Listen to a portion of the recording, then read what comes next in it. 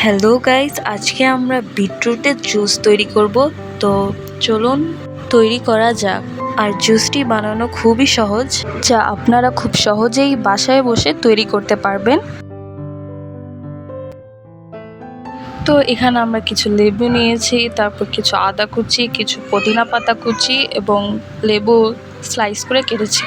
আর এখানে আমি সামান্য পরিমাণে টক দই এবং বরফ নিয়েছি। তো সবগুলো উপাদান আমি ব্লেন্ডারে একসাথে দিয়ে দিলাম এবং ভালোভাবে এগুলো আমরা ব্লেন্ড করে নিব।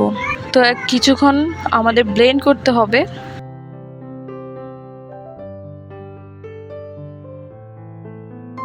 ব্লেন্ডারে দেওয়া উপাদানগুলো যতক্ষণ পর্যন্ত না ব্লেন্ড ভালোভাবে হয়ে যাচ্ছে ততক্ষণ পর্যন্ত আমাদের ভালোভাবে ব্লেন্ড করে যেতে হবে।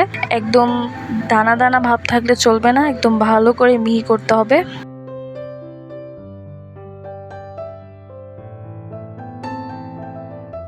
আপনারা দেখতেই পাচ্ছেন আমি ভালোভাবে ব্লেন্ড করে নিচ্ছি। তো দেখেন এখনো কিছু দানা দানা ভাব রয়ে গেছে, মানে কিছু পিস এখনো পুরোপুরি আছে। তো আমি একটু পানি দিয়ে, সামান্য পরিমাণে পানি ইউজ করব। পানি দিয়ে আবারও আমরা উপাদানগুলি ব্লেন্ড করে নিব।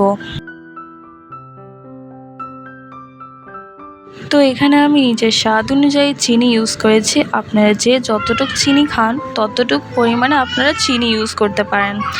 তো এখানে আমি 2 চামচ পরিমাণে গোলমরিচের গুঁড়ো ইউজ করেছি। তো ভালোভাবে আবারও ব্লেন্ড করে নিব এবং ব্লেন্ড করার পর একটি গ্লাসে সার্ভ করে নিব। আর আপনারা চাইলে জুসগুলো ছেঁকে নিয়ে তারপর খেতে পারেন। তো গাইজ, অবশেষে তৈরি হয়ে গেল আমাদের বিটরুটের সেই মজাদার জুসটি। আপনারা খুব সহজেই ঘরে বসে বসে এই স্বাস্থ্যকর জুসটি তৈরি করতে পারেন। এটি খেতেও খুবই দারুণ এবং স্বাস্থ্যের জন্য একদম 100% ভালো। যাদের রক্তের শূন্যতা রয়েছে তারা এই জুসটি একবার হলেও ট্রাই করতে পারেন, আপনাদের জন্য খুবই উপকারী হবে। তো আজকের জন্য এতটুকুই।